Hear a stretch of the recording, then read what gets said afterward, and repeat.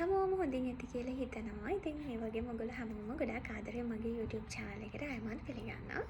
ඉතින් මේ මගේ දෙවෙනි YouTube වීඩියෝ එක.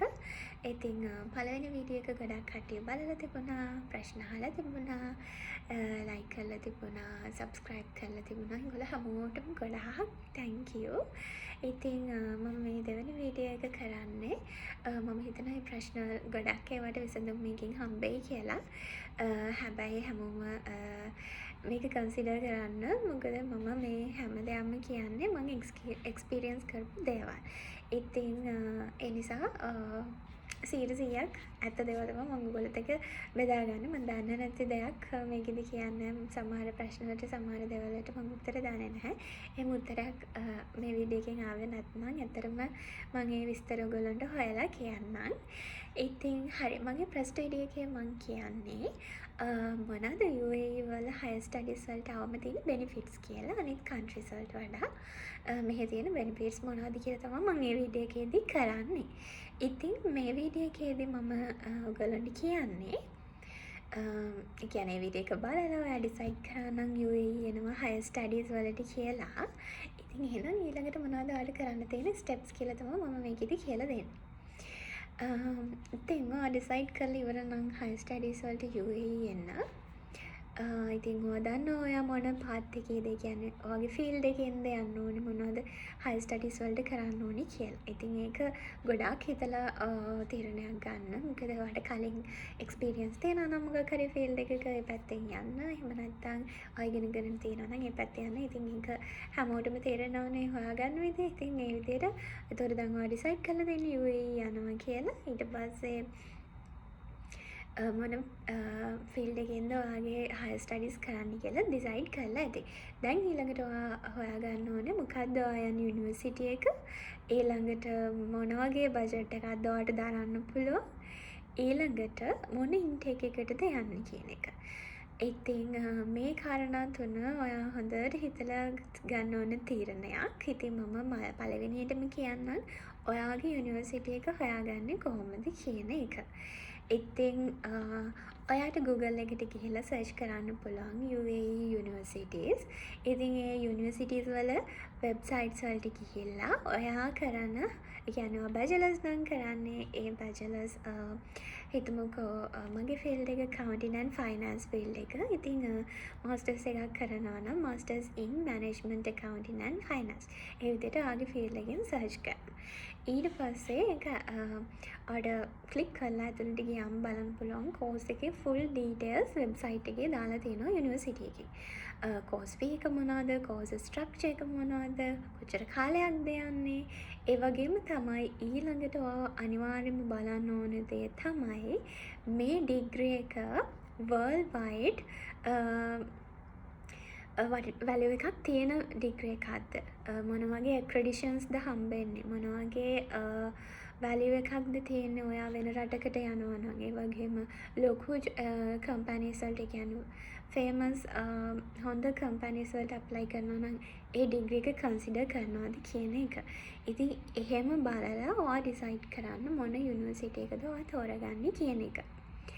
ඊට පස්සේ ඔයාගේ බජට් එකට සෙට් වෙන්න බෑ. ඒක තමයි ලොකුම දේ. ඉතින් ඒ නිසා ගොඩක් යුනිවර්සිටිස් එනවා හැම සර්ච් කරාම හැම එකකටම ගිහිල්ලා ආ විස්තර හොයාගන්න. ඊට පස්සේ ඔයා තෝරගන්න ඔයාට දරන්න පුළුවන් වියදම තියෙන ඩිග්‍රී එක මොකක්ද කියලා. ඊට පස්සේ ඔයා තීරණය කරන්න ඕනේ ඒ කෝස් ෆී එක ගෙවලා ඒ වගේම අනිත් වැඩ කටයුතු කරගෙන මොන ඉන්ටේක් එකකටද ඇප්ලයි කරන්න පුළුවන් වෙන්නේ කියලා. ඉතින් මම ඔයගොල්ලන්ට රෙකමන්ඩ් කරන්නේ ඔයා යන්න ඉන්න ඉන්ටේක් එක තීරණය කරාට පස්සේ ඊට මාස 2කට කලින්වත් ආගේ වැඩ ටික පටන් ගන්න කියලා. මොකද සමහර දේවල් අපි හිතන්නේ නැති වුණාට පොඩි කාලයක් යනවා. අපිට දැනෙන්නේ නැහැ කාලය යනවා. හැබැයි එහෙම කාලයක් යන නිසා at least 2 months වත් තියාගෙන යන්න. හැබැයි ගොඩක් අය within 1 month ඒ වැඩ ටික කරගන්නවා. ඉතින් එතකොට ඔයාලට ගොඩක් දුවලා පැනලා කරගන්න වෙන නිසා at least 2 months ඔයාලට relax එකේ වැඩ ටික කරගන්න ඕන නම් at least 2 months ඔයා ඒ procedure එක පටන් ගන්න. ඉතින් ඩිග්‍රී එක select කරලා යුනිවර්සිටි එක select කරලා ඊළඟ ප්‍රශ්නේ තමයි ඔයා කොහොමද apply කරන්න කියන එක. ඉතින් ඔයගොල්ලන්ට තනියම apply කරන්න පුළුවන්. එහෙම නැත්නම් ඔයාලට තව කම්පැනි එකක් through apply කරන්න පුළුවන්. මම තනියම නෙමෙයි apply කරේ. මම ඒකට හේතුව කියන්නම්. මට එහෙම තනියම apply කරේ නැති එක හොඳයි කියලා හිතුණා එක වෙලාවකදී. මොකද යුනිවර්සිටි එකෙන් අපි apply කරාට පස්සේ time to time ඒගොල්ලෝ එක එක documents request කරනවා. ඉතින් එතකොට ඒ වෙලාවේදී අපිට guide කරන්න කවුරු හරි ඉන්න ඕනේ. මෙහෙම කරන්න මෙහෙම කියන්නේ අපිට ඒකට කාලයක් යනවා නම් ඒක යුනිවර්සිටි එකත් එක්ක කතා කරලා අරන් දෙන්න.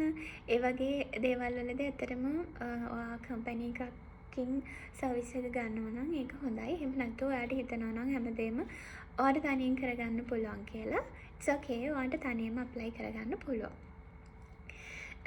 ඉතින් ඒ වගේම මම තව දෙයක් කියනවා. ඔයගොල්ලෝ කම්පැනි එකක් through apply කරනවා නම් හොඳට හොයලා බලලා කම්පැනි එකක්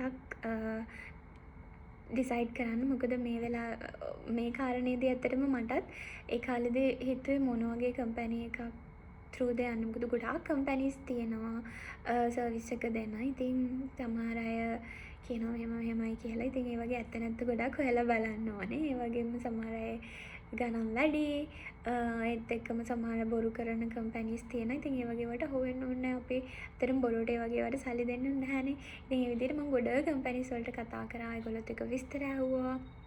එහෙම කළා. ඊට පස්සේ මට හම්බුණා එක කම්පැනි එකක්. ඇත්තටම මම ඇත්තටම මේ ටිකේම හිතේ මම මේ කම්පැනි එක ගැන ඔයගොල්ලන්ට කියනවාද කියන එක. ඇත්තටම මම ඒ වෙලාවේදී හිටපු සිටුේෂන් එක ඇත්තටම මං හරි බයෙන් හිටියේ බොරු කරන කම්පැනි එකක් හම්බෙයිද ඒගොල්ලෝ බොරුවක් කරයිද කියන එක. ඉතින් ඒ නිසා මම ඒ වෙලාවේදී මගේ හිටපු සිටුේෂන් එක ගැන හිතලා මම හිතුවා මම නෑ මේ වීඩියෝ එකේදී ඔයගොල්ලන්ට කියනවා කියලා. හැබැයි ඇත්තටම මම කියන්නේ මට කවුරුත් කම්පැනි එකක් මට කියන්න කියලාවත් එහෙම මොකුත් දෙයක් නිසා නෙමෙයි කියන්නේ. මම අනිත් හැමෝටම වැදගත් වෙයි කියන එක මට තීරණය කළා මම මේ කම්පැනි නම කියන්නේ. ඉතින් මම මෙහෙට ඇප්ලයි කරේ. අතරම ඒක මම ට්‍රස්ට් කරන්න එක හේතුවක් තමයි ඒ කම්පැනි එකකින් යුනිවර්සිටි එකක් තියෙනවා ලංකාවේ. ඉතින්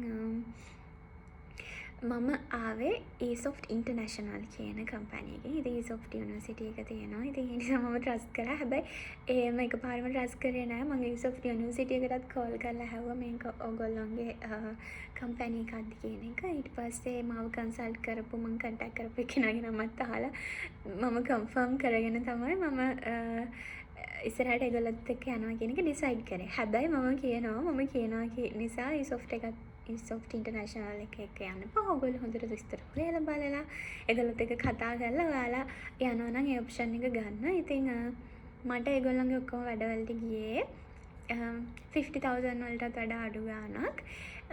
ඒත් එක්කම මට මෙතනදී කියන්න ඕනේ අපේ බැච් එකට තව මල්ලි කෙනෙක් හිටියා. එයාගෙන් ඇත්තටම ලක්ෂ 3ක් වගේ අරගෙන තිබුණා මේ වැඩ ටික කරලා දෙන්න. ඉතින් ඒ නිසා ඔයගොල්ලෝ ඒකත් බලන්න එහෙම චිරලොක් ගානක් දෙන්න ඕනේ නැහැ. ඉතින් හැමදේම ගොඩක් හොයලා බලලා ඒගොල්ලෝ කියන විස්තර ඔක්කොම ඇත්තද කියලා බලලා ට්‍රස්ට් එකක් ආවට පස්සේ වැඩ කරන්න. ප්‍රශ්නයක් එන හැම වෙලේකදීම ප්‍රශ්නයක් තියෙනවා නම් ඒක ඒගොල්ලොත් එක්ක කතා කරලා විසඳ ගන්න.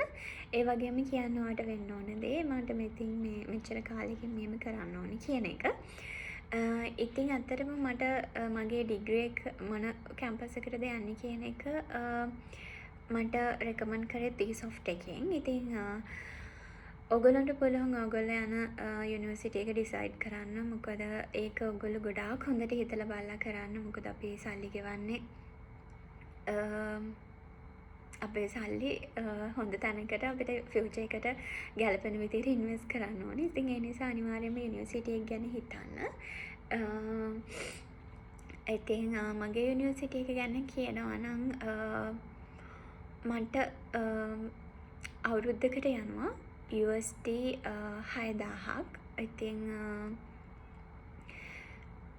ඒ USD 6,000 මම මුලින්ම ඒ කියන්නේ ලංකාවෙන් එන්න කලින් මගේ වීසා එක ප්‍රොසෙස් කරද්දී පේ කරා යුනිවර්සිටි එකට. ඉතින් මම ඒ ගාන ගෙව්ව ඇතරම් බෑන්ක් ලෝන් එකකින්.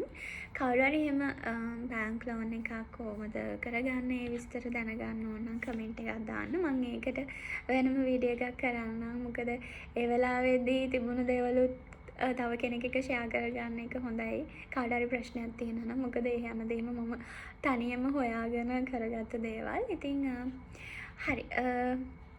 මීට වඩා අඩුවට කෝස් ෆීස් තියෙන හයර් ස්ටඩීස් තියෙන යුනිවර්සිටීස් ඇති. ඒ ගැන හොයලා බලන්න. ඉතින් මම මගේ ගණන් ඒ ටික ඔක්කොම ගොල්ලන්ට කිව්වේ ඔයගොල්ලන්ට අයිඩියා එකක් ගන්න පුළුවන් නිසා. ඒත් එක්කම මට කියන්න ඕනේ ඔයගොල්ලෝ ඔයගොල්ලන්ට එක්ස්පීරියන්ස් තිබිලා මෙහෙ ඇවිල්ලා ඇත්තටම මේ ඇවිත් ජොබ් එකක් ඉගෙන ගත්ත කෙනෙක්ට ජොබ් එකක් හොයා ගන්නවා කියන එක ලොකු දෙයක් නෙමෙයි. ඒ කියන්නේ යම්කිසි කාලයක් යයි. මොකද අපි ඇප්ලයි කරන්න ඕනේ දිගටම. ඒක ඉතින් ඩිපෙන්ඩ් වෙන්නේ වෙලාවකට ඔයා ඇප්ලයි කරන විදිහ, ඔයාට තියෙන ක්වොලිෆිකේෂන් එක, ඔයාගේ CV එකේ ටික දාලා තියෙනවද කියන එකත් මත ඔයාට ඉක්මනින්ම ජොබ් එකක් හොයාගන්න පුළුවන්. ඉතින් ඒ නිසා කෝස් ෆී එක ගැන ගොඩක් වොරි වෙන්න දෙයක් නෑ අපිට. ඒක මොකද මෙහෙ ඇවිල්ලා අපිට ෆුල් ටයිම් ජොබ් එකක් කරන්න පුළුවන්. ඒ ජොබ් එකත් එක්ක අපේ කෝස් ෆී එක හොයාගන්න පුළුවන්. ඉතින් එහෙම තමයි වෙන්නේ. ඉතින් ඔයාලා යුනිවර්සිටි එකක් තෝරගද්දී ඒ වගේම සර්විස් එකක් ගන්න කම්පැනි එකක් තෝරගද්දී ඒ ගැන ගොඩක් හොඳට හිතලා බතලා තීරණය ගන්න. හරි. ඊළඟට මම කියන්නම් කොහොමද අපි ඇප්ලයි කරාට පස්සේ යුනිවර්සිටි එකෙන් අපිට මොන වගේ දේවල්ද තියෙන්නේ, අපි මොනවද සබ්මිට් කරන්න ඕනි කියන එක. දැන් හිතමු කැම්පස් එකක් තෝරගෙන කම්පැනි සර්විස් එකක් ගන්න කම්පැනි එකක් තෝරගෙන ඉන්නේ කියන එක. ඉතින් ඊළඟට ඔයාට තියෙන්නේ ඔයාට ඒ කම්පැනි එකෙන් හරි එහෙම නැත්නම් යුනිවර්සිටි එකෙන් හරි කියනවා අප්ඩේටඩ් CV එකක් එවන්න කියලා. ඉතින් මෙතනදී ඔයාගේ ඔක්කොම ක්වොලිෆිකේෂන්ස් එක්ස්පීරියන්සස් දාලා අප්ඩේට් කරපු CV එකක් දෙන්න ඕනේ. ඊට පස්සේ ඒ කම්පැනි එක හරි එහෙම නැත්නම් ඔයා එක යුනිවර්සිටි එකට දුන්නාට පස්සේ ඊළඟට ඔයාව ඒ කෝස් එකට එලිජිබල්ද කියලා බලනවා. ඉතින් එලිජිබල් නම් ඔයාට ඇත්තටම within 1 week මට යුනිවර්සිටි එකෙන් ඉන්ටර්විව් එකක් arrange කරලා තිබුණා. ඉතින් ඉන්ටර්විව් එක ඇත්තටම වොරි වෙන්න දෙයක් නැහැ. මම අනිත් වීඩියෝ එකෙන් කියන්නම් මොනවද ඉන්ටර්විව් එකේ අහන්නේ, කොහොමද අපි ඉන්ටර්විව් එකට ප්‍රිපෙයාර් වෙන්නේ කියන එක. ඉතින් ඉන්ටර්විව් එක ඔයා පාස් නම් ඊළඟට ඇත්තටම ඒකටත් 1 week වගේ යනවා. 1 week වලදී ඔයාට කියනවා මෙහෙම ඔයාව සිලෙක්ට් කරගෙන තියෙන්නේ මේ කෝස් එකට, ඔයා ඒකට එලිජිබල්. ඉතින් මේක තමයි ඔයාගේ ඔෆර් ලෙටර් එක කියලා ඔයාට ඔෆර් ලෙටර් එකක් එනවා. ඊට පස්සේ ඔයාට ඔෆර් ලෙටර් එක යුනිවර්සිටි එකෙන් ආවට පස්සේ ඊළඟට ඔයාට එනවා යුනිවර්සිටි එකකින් ඊමේල් එකක් වීසා එකට පේමන්ට් කරන්න, වීසා ප්‍රොසෙස් කරන්න එක ස්ටාර්ට් කරන්න කියලා. ඉතින් මේ වෙලාවේදී ඔයාට යුනිවර්සිටි එකෙන් ලින්ක් එකක් එවන්නේ පේමන්ට් කරන්න කියලා. ඉතින් වීසා කොස්ට් එක කීයක්ද කියන එක ප්‍රශ්නයක් ඇතිනේ හැමෝටම. ඉතින් වීසා කොස්ට් එක මම පේ කරේ USD වලින් 1200ක්. ඉතින් ඊට අමතරව ප්‍රොසෙසින් ෆීස් කියලා $35ක් ඇඩ් වෙනවා. ඒතර ටෝටල් $1235. මේක LKR වලට ඒ දවස්වල කන්වර්ට් කරද්දි මට මතක විදියට 3,50,000ක් වගේ තමයි වීසා කොස්ට් එක පේ කරන්න ඕනේ. ඉතින් මේක within 2 weeks of payment එක කරාට පස්සේ යුනිවර්සිටි එකට ඔයාගේ වීසා එක ප්‍රොසෙස් කරනවා ඔයා පේමන්ට් කරපු ගමන්ම. ඉතින් හොඳට ඉන්ස්ට්‍රක්ෂන්ස් කියවලා මේ පේමන්ට් එක කරන්න. අනිත් එක ඔයාට ඊමේල් එක ආවට පස්සේ චෙක් කරන්න මේක යුනිවර්සිටි එකේ නමටද තියෙන්නේ පේමන්ට් එක කරන්න කියන එක. යුනිවර්සිටි එකේ නමට නම් ඉට්ස් ඕකේ, ඒක ප්‍රශ්නයක් නැහැ කියන එක. ඉතින් ඒ වගේ පොඩ්ඩක් පේමන්ට්ස් කරනකොට හොයලා බලලා පේමන්ට්ස් කරන්න. වීසා එක ප්‍රොසෙස් වෙන්න මම ඒ කාලේ සර්ච් කරාම within 2 weeks වීසා එක ප්‍රොසෙස් වෙනවා කියලා තමයි හැමතැනම තිබුණේ. මේක ඇත්ත. ගොඩක් වෙලාවට 2 weeks වීසා එක හම්බෙනවා. හැබැයි මගේ ප්‍රශ්නේදී මට 3 weeks වලටත් වඩා ගියා. ප්‍රශ්නයක් නෙමෙයි. ඇත්තටම මම බොරි වුණා මොකක් හරි ප්‍රශ්නයක් දැයි මට වීසා එන්නේ නැති කියන එක. මෙතනදී මම කියනවා ඇත්තටම UAE වල වීසා රිජෙක්ට් වෙන්නේ නැහැ. ඒකට 100% වීසා සක්සස් UAE වල. හැබැයි පොඩි ඩිලේ එකක් විතරයි වෙන්නේ. ඒක මොකද ඒ කාලේදී දැන් හිතන්නකෝ අපි ඉන්ටේක් එක නම් ඇප්ලයි කරන්න ඇත්තටම UAE වලට දැන් ගොඩාක් ස්ටුඩන්ට්ස්ලා එනවා ඉගෙන ගන්න. ඉතින් එතකොට ඉන්ටේක් එකක් යනකොට ඒගොල්ලෝ වීසා ප්‍රොසෙස් කරන්න ඉන්න බල්ක් එකක් හම්බ වෙන. කියන්නේ ගොඩාක් කට්ටිය ඉන්න වීසා ප්‍රොසෙස් කරන්න. ඉතින් ඒ වගේ වෙලාවකදී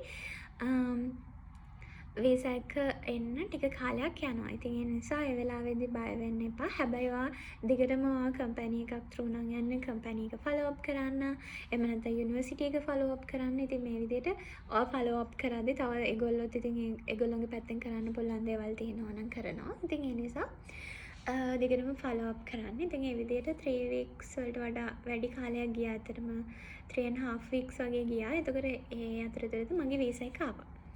ඉතින් වීසා එක ආවට පස්සේ අපිට මුලින්ම යුනිවර්සිටි එකෙන් දෙන්නේ ඩොකියුමන්ට් එකක්. ඉතින් ඒ කියන්නේ වීසා එක මේක තමයි ඩොකියුමන්ට් එක කියලා PDF එකක්. ඉතින් ඒකෙදි සමහර තැන් කහපාටි yellow color වලින් highlight කරලා තියෙනවා. ඒ කියන්නේ hide කරලා තියෙන්නේ. ඉතින් මේ වෙලාවේදී ඇත්තටම මම බය වුණා මේ මොකක්ද ඇවිල්ලා තියෙන්නේ කියන එක. ඊට පස්සේ මම ඩිරෙක්ට් කන්සල්ට් කරපු කම්පැනි එකට කතා කරා. ඊට පස්සේ ඒගොල්ලෝ කිව්වා ඒකට රීසන් එක තමයි අපි කෝස් ෆී එක ගෙවනකම් යුනිවර්සිටි එකෙන් ෆුල් වීසා ඩොකියුමන්ට් එක දෙන්නේ නැහැ. මොකද සමහර මීට කලින් කාලවල වලදී ළමයිට ඒක ෆුල් ඩොකියුමන්ට් එක දුන්නම ඒගොල්ලෝ ඒ වීසා ඩොකියුමන්ට් එකෙන් UAE ඇවිල්ලා ඩිග්‍රී එක කරලා නැහැ. මොකද ඒගොල්ලන්ට හම්බෙන්නේ ස්ටුඩන්ට් රෙසිඩන්ස් වීසා එකක් නේ. ඉතින් එතකොට අවුරුද්දක් යනකම් වීසා නැතුව මෙහි හිටිය හැකි. ඒ වගේම වෙන මොන හරි කියන්නේ තමන්ට ඕන් වීසා වලින් ඉන්නේ කියලා ජොබ් එකක් කරන්න පුළුවන්. ඒ වගේ දේවල් වෙලා තියෙනවලු. ඉතින් ඒ නිසා යුනිවර්සිටි එකෙන් පේමන්ට් එක කරනකම් ෆුල් ඩොකියුමන්ට් එක දෙන්නේ නැහැ. විස්තර ඉන්ක්ලූඩ් කරලා තියෙන. ඉතින් ඒකට වොරි වෙන්න එපා. ඒ වෙලාවේදී මම වොරි වුණා ගොඩක්. ඊට පස්සේ ඔයාට වීසා එක ආවට පස්සේ යුනිවර්සිටි එකෙන් ඔයාට ඩොකියුමන්ට් එකක් එවනවා. ඔයාට ගෙවන්න ඕන පේමන්ට් එක. ඒ කියන්නේ මම කලින් කිව්වා වගේ අපි 1 year වලට කෝස් ෆී එක ගෙවලා යන්න ඕනේ. ඉතින් මේ වෙලාවේදී ඔයාට තියෙන්නේ බැංක් ට්‍රාන්ස්ෆර් එකක් කරන්න. ඔයා එතකොට බැංක් එකෙන් බැංක් ට්‍රාන්ස්ෆර් එක කරද්දී ඔයා බැංක් එකට අරන් යන්න ඕන ඩොකියුමන්ට් තියෙනවා. එකක් ඔයාගේ ඔෆර් ලෙටර් එක, වීසා ලෙටර් එක, ඊට පස්සේ ඔයාගේ ඒ තියෙන කියන්නේ යුනිවර්සිටි එකෙන් කියනවා මෙන්න මේ ඩීටේල්ස් තමයි පේමන්ට් එක කරද්දී ඉන්ක්ලූඩ් කරන්න ඕනි කියලා. ඒ ටික ඔක්කොම අරගෙන යන්න. තව ඔයා පේමන්ට් එක කරන්න කලින් බැංක් එකට කෝල් කරලා අහගන්න මොනවද ඕනේ ඩොකියුමන්ට්ස් කියලා. ඉතින් එහෙම කරලා බැංක් එකට ගියාම බැංක් එක පේමන්ට් එක ප්‍රොසීඩ් කරනවා. ඉතින් පේමන්ට් එක ප්‍රොසීඩ් කරාට පස්සේ ඔයාට එන ඩොකියුමන්ට් එක ඔයාට එක අර ඔයා කන්සල්ටේෂන් එක ගන්න කම්පැනි එකට දෙන්න පුළුවන්. එහෙම නැත්නම් යුනිවර්සිටි එකට යවන්න පුළුවන්. ඊට පස්සේ ඔයාට within 2 days වගේ අර ඔයාගේ ඔරිජිනල් වීසා ඩොකියුමන්ට් එක එවනවා. ඉතින් මේ ඩොකියුමන්ට් එක එවුවට පස්සේ ඔයා ඊළඟට කරන්න ඕනේ ෆ්ලයිට් ටිකට්ස් බුක් කරගන්න එක. ඊටත් කලින් කරන්න වැඩක් තියෙනවා. ඔයා මෙහි කොහොම ඇකොමඩේෂන් එකක් හොයාගන්න ඕනේ. ඉතින් ඇකොමඩේෂන් ඔප්ෂන් දෙකක් තියෙනවා. එකක් ඔයා ඔයාගේ ඕන් ඇකොමඩේෂන් එකක් මෙහෙදී හොයාගන්න ඕන. ඔයා එහෙම නැත්නම් යුනිවර්සිටි එකෙන් ඔයගොල්ලන්ට ඇකොමඩේෂන් දෙනවා. හැබැයි යුනිවර්සිටි ඇකොමඩේෂන් වලට ඔයාට ගෙවන්න වෙනවා ලොකු ගාණක්. ඒ කියන්නේ ඩිරම්ස් වලින් ගත්තොත් ගොඩක් වෙලාවට around 1850ක් වගේ. ඉතින් ලංකාවේ සල්ලි වලින් 1,80,000 ගාණක් වගේ. ඉතින් හැබැයි ඒගොල්ලෝගේ ෆැසිලිටිස් හොඳයි. ඒ කියන්නේ හොටෙල් රූම් එකක් වගේ තියෙන්නේ. ඉතින් ඒවා හොඳයි. මම මුලින්ම මට මෙහි තැනක් හොයාගන්න බැරි වුණ නිසා සහ මම දන්නේ නැති නිසා ඒ වගේ දේවල් හේතු නිසා මම මාසයක් හිටියේ යුනිවර්සිටි ඇකොමඩේෂන් වල. ඉතින් හැබැයි මට තේරුණා නෑ බොරු විදමක් මේ කරන්නේ. මේ මම එළියෙන් තැනක් හොයා ගන්නවා කියන එක. ඉතින් මේ වෙලාවේදී මම කියනවා ඔයාලට ඒ ඇකොමඩේෂන් එකට ඒ ගාණ දරන්න බැරි නම් ඇත්තට මේක ලොකු ගාණක් කියලා හිතනවා නම් වොරි වෙන්න එපා. ඔයාලට පුළුවන් ඇකොමඩේෂන් එකක් හොයාගන්න එන්න කලින්. ඉතින් ඒක කොහොමද කරගන්නේ කියලාත් මම වීඩියෝ එකක් ඔයගොල්ලන්ට අරගෙන එන්නම්. මොන වගේ ගණන්ද යන්නේ කියන එක. ඉතින් ඊට පස්සේ ෆ්ලයිට් ටිකට්ස් දාගෙන මේ UAE මෙහෙට එන්න තියෙන්නේ UAE වලට. ඉතින් ඒ විදිහට තමයි දේවල් වෙන්නේ. ඒ වගේම මට ඔයගොල්ලන්ට කියන්න ඕනේ කොන්ෆිඩන්ස් එකක් දෙන්න ඕනේ. මෙහෙ ඇවිල්ලා ජොබ් කරන එක ගැන වොරි වෙන්න එපා. ජොබ් එකක් හොයාගන්න එක ගැන වොරි වෙන්න එපා. ඔයාට ක්වොලිෆිකේෂන්ස් තියෙනවා නම් එක්ස්පීරියන්ස් තියෙනවා නම් හරිම ලේසියෙන් ඔයාට මේ ජොබ් එකක් කරන්න පුළුවන්. ඉතින් ඇත්තටම ඉගෙන ගන්න ගමන් ෆුල් ටයිම් ජොබ් එකක් කරනවා කියන එක ගොඩක් හොඳ දෙයක්. ඉතින් ෆුල් ටයිම් ජොබ් එකක් කරන්න පුළුවන් කියන එකම ලොකු chance එකක්. ඉතින් ඒ විදිහට ඔයාට හොඳ ජොබ් එකක් කරලා සහ හොඳ සැලරි එකකට ගිහිල්ලා වගේ කෝස් ෆී එකක් ගෙවාගෙන හයි ස්ටඩීස් කම්ප්ලීට් කරගන්න පුළුවන්. ඉතින් ගොඩක් අය මෙහෙට එන්නේ මේ ඇවිල්ලා ඊළඟ අවුරුදු ටික වෙන කන්ට්‍රි එකකට ගිහිල්ලා තමන්ගේ හයි ස්ටඩීස් ටික කන්ටිනියු කරන්න. මමත් ඒ වගේ බලාපොරොත්තුවකින් ආවේ. හැබැයි මට දැන් පොඩි මම හිතනවා නැහැ වෙන කන්ට්‍රි එකකට යන්න ඕනද කියන එක. ඒක ඔයගොල්ලෝ ආවම තේරෙයි. ඉතින් ඇත්තටම මෙහි හොඳ රටක්. සේෆ්ටි එක අතින් හොඳයි. වෙදර් එක අතින් හොඳයි. මොකද ලංකාවට වඩා වෙනස්. හැබැයි ගොඩක් වෙලාවට සමානකම් තියෙනවා. ඉතින් ඒක ආවම ඔයාලා එක්ස්පීරියන්ස් කරද්දි තේරෙයි. ජොබ් එකක් මේ ආවම කොහොමද ජොබ් එකකට ඇප්ලයි කරන්න කියන එක මම වීඩියෝ එකකින් ගේන්නම්. ඉතින් මම හිතනවා දැනට ඔයගොල්ලන්ට මේ විස්තර ටික ප්‍රයෝජනවත් වෙයි කියලා. ඉතින් ඔයා හිතනවා නම් තවදුරටත් එන්න ඕන වගේ හයර් ස්ටඩීස් කරන්න කියලා. එහෙනම් ඉක්මනට ඔයාගේ වැඩ ටික කරගන්න. යුනිවර්සිටි එකත් හොරගන්න. කම්පැනි එකකින් through consultation servicing ගන්නවා නම් ඒක ස්ටාර්ට් කරන්න. ඉන්ටේක් එක තීරණය ඩිසයිඩ් කරලා ඉක්මනටම ඒ ප්‍රොසීඩියර් එක පටන් ගන්න. ඉතින් හැමෝටම සුබ පතනවා ඔයගොල්ලෝ හිතන් ඉන්න විදිහට ඔයගොල්ලෝගේ වැඩ කටයුතු ඔක්කොම කරගන්න පුළුවන් වෙන්න කියලා. ප්‍රශ්නයක් තියෙනවා නම් කමෙන්ට් එකක් දාන්න. මම රිප්ලයි කරන්න මට පුළුවන් වෙලාවක. ඇත්තටම මට මේ වීඩියෝ එක ගේන්න ටිකක් පරක්කු වුණාට සෝරි. මොකද මේ ටිකක් බිසි වුණා. ඒ වගේම චුට්ටක් අසනීපෙන් හිටියේ. ඔයගොල්ලෝ හැමෝටම ගොඩක් ස්තුතියි. වීඩියෝ එක බලුවාට. ඉතින් මොන හරි ප්‍රශ්න තියෙනවා නම් කියන්න මම රිප්ලයි කරන්නම්. ඔව් ඔයගොල්ලෝ හැමෝටම thank you. bye.